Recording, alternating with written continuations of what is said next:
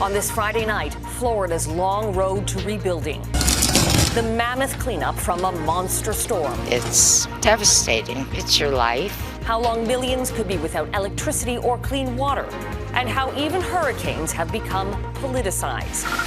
Canada's Pharmacare bill becomes a reality. We've dreamed of making sure our healthcare system would include medication coverage. What's covered, what's not, and what could expand the program. A hospital in Gaza on red alert. Israel's orders to evacuate. You either arrest them or you kill them. As the IDF escalates its attacks in the heart of Beirut. And the Nobel Peace Prize bestowed upon Japanese atomic bomb survivors.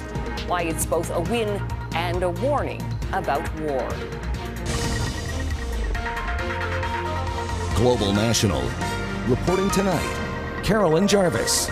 Good evening and thanks for joining us. It has been 2 days of exhausting cleanup since Milton hit Florida, a state already battered by 2 hurricanes less than 2 weeks apart. Hurricane Milton is being blamed for at least 16 deaths from flooding and an unprecedented outbreak of tornadoes. And although officials say the worst-case scenario did not play out, the damage is still immense and estimated at $50 billion. Jackson Proskow begins our coverage tonight from Florida. Jackson. Carolyn, for many people, the worst days of this disaster are still to come. Even though the storm has passed, they now face the prospect of weeks without power and water. This is where the eye of Hurricane Milton made landfall. It's where we found residents still digging their way out from under a mountain of debris. When the back of the storm came, that's when all the destruction came. And all these trees fell on all these power lines. Incredibly, almost every single house we saw survived the storm. Many thought they were going to lose everything. Not everyone is so lucky. Across Florida, risky rescues are still unfolding as inland flooding swamps communities and traps people. How many people? Near Tampa, 8 people, including a child, had to be rescued. The water inside their house was nearly 2 meters deep. Statewide, millions of people are still without power and could be for weeks. The hum of generators is constant, leading to desperate scenes at the pumps. We've been on the road all morning, literally for like 3 hours. Then we found this one. In Sarasota, the line for fuel stretched for kilometers at one of the few stations open. People arrived on foot with gas cans. 50 people, maybe more. Yeah, and there's another line over there too. In an area that has faced 3 destructive hurricanes in the last 2 years, survival is no longer enough. Is it time for us to start looking somewhere else or not? Residents are nearing the breaking point. Melissa Haddo wonders if the time has come to pack up and move on before the next big one. Does it ever start to feel like it's too much? This past one, I think, yeah. If another one is to come in the next 2 years, I think we just up and go.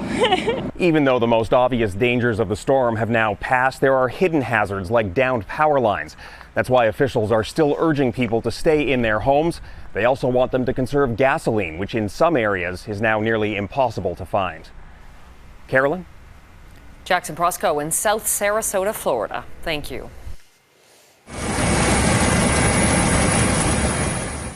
Dramatic video captured the rescue of a fishing boat captain floating on a cooler 48 kilometers from shore after being stranded overnight during Milton's wrath. He was out on the water before the storm hit, repairing his boat, but it broke down while he was trying to return. The U.S. Coast Guard calls it a nightmare scenario for even the most experienced mariner. As Florida deals with back-to-back hurricanes, many influential politicians continue to cast doubt on scientific evidence that climate change plays a role in why storms like Hurricane Milton are intensifying. Eric Sorensen reports.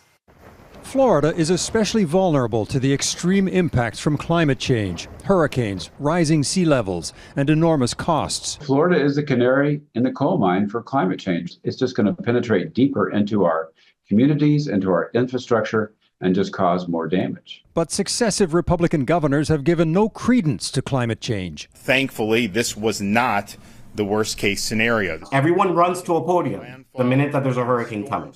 They put on their windbreakers, but what we're not doing is fixing the issues that are leading to stronger and bigger storms that are wreaking havoc all around the state. It's a necessary political debate that can't get oxygen because there's so much hurricane misinformation. Donald Trump assailed Joe Biden and Kamala Harris's handling of federal emergency funds through FEMA. They stole the FEMA money just like they stole it from a bank so they could give it to their illegal immigrants. FEMA officials forced to refute the allegations. Absolutely false. There has been no money at all taken from the disaster relief fund to support anything other than our ability to help people. There was a time when a Democratic president and a Republican governor worked together on relief after Superstorm Sandy. Barack Obama can hardly fathom Trump's tactics. The idea of intentionally trying to deceive people in their most desperate and vulnerable moments. And my question is, when did that become okay? But it gets worse. There are Republican assertions that hurricanes are somehow being geoengineered. Referring to an unnamed they, Congresswoman Marjorie Taylor Greene posted, yes, they can control the weather. Conspiracy theories have set social media on fire. The Congresswoman from Georgia is now saying the federal government is literally controlling the weather. We're controlling the weather. It's beyond ridiculous. It's also a distraction from helping those in need of aid and from debating climate change in a state getting hammered by it. The politicking is discouraging for this academic. Which is just like, who is politicizing what? It's very disheartening. He yearns for a debate over why there are so many Category 5 storms and not who is manufacturing them. Eric Sorensen, Global News, Toronto. Aviation giant Boeing is cutting 17,000 jobs. In a statement, Boeing CEO says the plane maker is axing 10% of its global workforce over the coming months. Boeing has been dealing with mounting quality and safety concerns and will record $5 billion in losses in its third quarter. And last month, more than 30,000 Boeing machinists walked off the job. Well, there are positive signs for Canada's economy. According to Statistics Canada, the economy added 47,000 jobs in September. 112,000 full-time jobs were created, the largest gain since May 2022. That was offset by the loss of 65,000 part-time positions. The unemployment rate fell to 6.5%.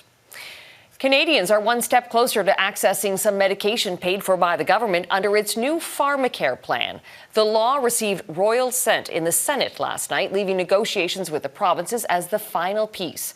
As Mackenzie Gray reports, diabetes drugs and birth control will become available in the first phase of the program. It's fragile because of the cuts. It's Jagmeet Singh's crowning political achievement. This has been a long dream of New Democrats since Tommy Douglas. We've dreamed of making sure our healthcare system would include medication coverage. And now, Pharmacare is the law of the land. Becoming law Thursday night, putting in place a framework for a single-payer universal drug plan, the core of the now defunct Liberal NDP political agreement, but Canadians shouldn't expect cheap pharmaceuticals anytime soon. We need the provinces and territories to come to the table and sign agreements with us. Premier's enthusiasm to negotiate with Trudeau varies. British Columbia already has a memorandum of understanding with Ottawa. Alberta saying they want no part of the plan. But the health minister is confident deals can be in place with all provinces by the spring. There's going to be a day when Canadians look back and find it unimaginable that people who needed access to essential medication didn't have it. But Mark Holland admits that day isn't now. The new law is essentially Pharmacare Light, only covering diabetes medication and birth control. But costs for those drugs can add up. Birth control and IUDs run from $100 to $300 a year. And the 5.7 million Canadians who have diabetes can spend anywhere from $900 to $1,700 annually. Prices that would go to zero if Ottawa and the provinces can find common ground. This legislation and the deals that may be coming may be a huge relief to people who have diabetes and to people who are having trouble affording contraceptives. The cost, $1.9 billion over 5 years, which will rise if the NDP get their way and more drugs are added. But Jagmeet Singh wouldn't say if his party would prop up the Liberals in Parliament in exchange for better drug coverage. Well, we're letting Justin Trudeau know right now what we want to see happen. We want to see deals signed. While the Liberals and NDP both jockey to try and take credit for the plan, the Conservatives won't say if they support it, Carolyn, or if Pierre Poilievre would scrap any potential deals with provinces if he becomes Prime Minister. Mackenzie Gray in Ottawa, thank you. 2 people have been arrested in a fire that killed a mother and her daughter in Old Montreal last week. The fire tore through a century-old building, killing a 43-year-old woman and her 7-year-old daughter, both from France. Another woman is still in hospital. Security footage obtained by Radio-Canada shows a person dressed in black kicking the building prior to the fire. Police have arrested an 18-year-old and a 20-year-old who are known to police and have links to organized crime. They allege one suspect threw an incendiary device that sparked the fire, and the other drove the getaway vehicle. A new catastrophe at one of Gaza's last remaining hospitals. Coming up, how Israel's evacuation order could be a death sentence for patients.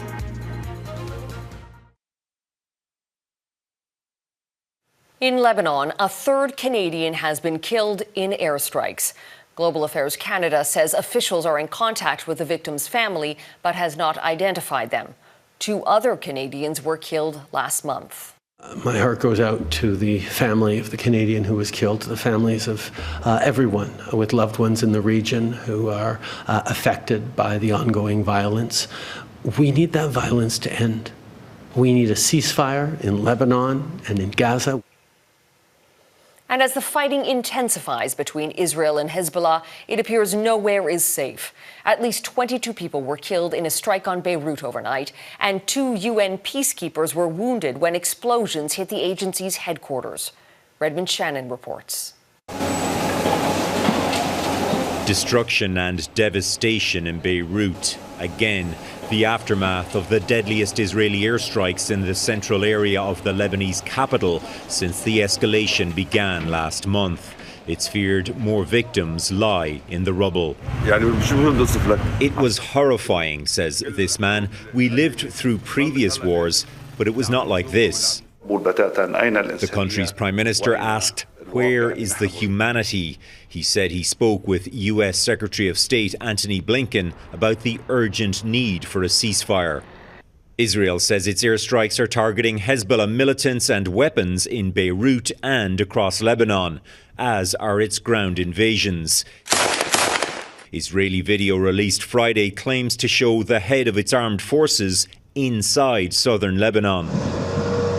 That's in an area the UN's UNIFIL peacekeeping force has patrolled for decades. On Friday, UNIFIL said Israeli troops fired at and injured 2 of its soldiers for the 2nd time in 2 days. Israel says it will investigate as international criticism mounts. We want neither the IDF nor Hezbollah to be present in our areas, and we want neither of them to be firing at our areas. A Hezbollah spokesperson condemned what he called the international community's timid response, while threatening to ramp up the group's rocket strikes on Israeli cities. In Tel Aviv, the families of hostages gather for Yom Kippur, beginning at sunset, known as the Day of Atonement. This year there is a lot to be sorry for. For me, personally, I lost my cousin this year, Carmel, my beautiful cousin. The prayers focused on those who cannot gather for Judaism's holiest day of the year. Redmond Shannon, Global News, London. The situation remains critical at 3 hospitals in northern Gaza. There are fears Israeli strikes will pummel the last functioning medical facilities there. Patients, including children in intensive care who cannot be moved, and some doctors are refusing to leave. Neethu Garcha reports. A dire warning from doctors in Kamal Adwan Hospital, the largest one operating in northern Gaza. The hospital's head doctor telling Global News via text message the Israeli army contacted him Wednesday, telling him to evacuate the facility within 24 hours. He refuses to leave, saying it would be a death sentence for children in the intensive care unit. He said heavy overnight shelling around the hospital Thursday brought more dead bodies and patients to the hospital. They've literally become the last bastion hospital there. U.S. pediatrician Dr. John Kaler was working from the hospital in March when he took these photos of bullet-riddled monitors in the neonatal intensive care unit. Kaler said past warnings to evacuate have been ignored, but fears this time will be different. That level of resistance, I fear, won't be tolerated this time, which means there's only two mechanisms to happen. You either arrest them or you kill them. Doctors warned Friday the hospital is running out of fuel and supplies. Aid convoys that have been scheduled to go from the south to the north have all been stopped. Israel has claimed Hamas uses hospitals as bases to conduct terrorist activity, which Hamas has repeatedly denied. A United Nations inquiry said it found Israel carried out a concerted policy of destroying Gaza's healthcare system, actions amounting to both war crimes and the crime against humanity of extermination. We've had several reports also of paramedics as well as firefighters being killed. UN officials are also warning the offensive in northern Gaza could hinder the second phase of its polio vaccination campaign set to start next week. Neetu Garcha, Global News, Vancouver. The mighty Mekong ahead. Canada's commitment to help save one of the world's greatest rivers.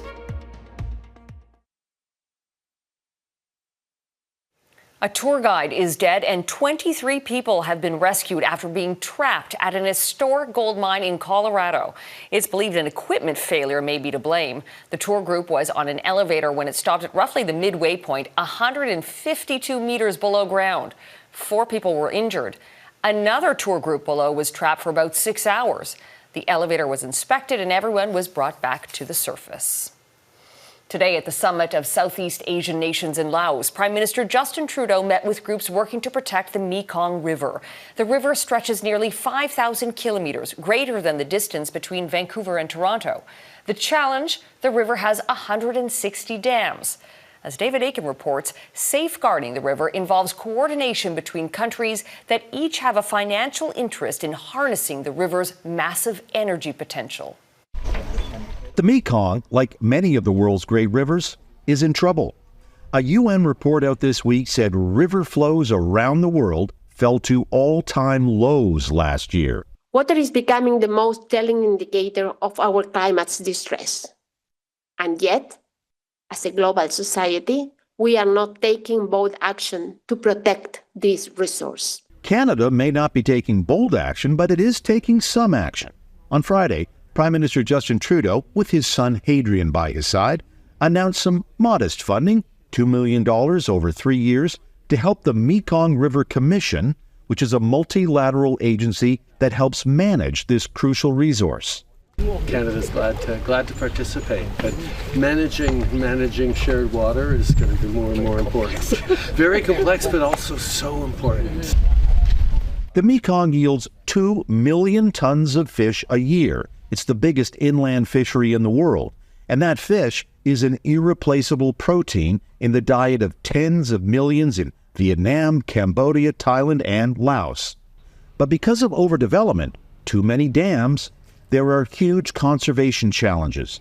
As many as 1/5 of the fish species in the Mekong are at risk of extinction. The good news is that the problems facing the Mekong River system are not irreversible. They can be resolved. And the organization that the Government of Canada is helping to fund, the Mekong River Commission, will be right at the heart of meeting that challenge. David Aiken, Global News, Vientiane, Laos. A great white shark was found dead, washed up on Haida Gwaii on BC's north coast. Great whites in BC waters are rare. The Department of Fisheries and Oceans says this shark was more than 4 meters long and had been feeding on a seal. A prize for peace to survivors of war. The winners of the Nobel Prize. Next.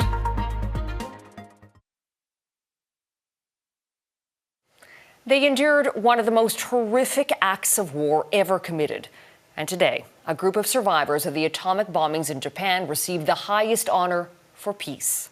The grassroots organization won the Nobel Peace Prize for its work advocating for a world without nuclear weapons. As Mike Armstrong explains, the award is meant as more than a commendation, but also a warning about the consequences of war. The nominees were known. Good morning, everyone. As the announcement was made in the Norwegian capital, while the eventual winners were following in Hiroshima, Japan. The group, Nihon Hidankyu, is led by a survivor himself. The first reaction, disbelief. It can't be real, he said. Nihon Hidankyu was established 11 years after atomic bombs were dropped on Nagasaki and Hiroshima. It was survivors banding together to create a voice. The Nobel Committee says the survivors, through their stories and pain, have described the indescribable and helped the world grasp the incomprehensible. It is worth reminding ourselves what nuclear weapons are. The most destructive weapon the world has ever seen. In Japan, one of the country's largest papers issued a special edition Friday sharing the news. Next year will mark the 80th anniversary of the bombings. The hope is the group's anti-nuclear weapons message is amplified. This woman was overcome by emotions. Now, the average age of remaining survivors is 85. The burden of carrying their message has moved to their children and grandchildren. But it is, according to the Nobel Committee, more important than ever. Today, this taboo against the use of nuclear weapon is under pressure. The committee is pointing at rhetoric from Russia about using nuclear weapons and efforts by other countries to build them. Modern weapons, it says, are much more powerful than the ones used by the U.S. in the Second World War and would kill millions. A nuclear war could destroy our civilization. The committee says the award is meant to cultivate hope and engagement for peace, as well as to honor survivors before they're gone. Mike Armstrong, Global News, Montreal. And that is Global National for this Friday night. I'm Carolyn Jarvis. Tonight's Your Canada is a montage of the northern lights that dazzled in the sky across the country last night. We love seeing Your Canada. Please email it to globalnational@globalnews.ca. Thanks for watching. Hope you'll join us again tomorrow night. Have a great night.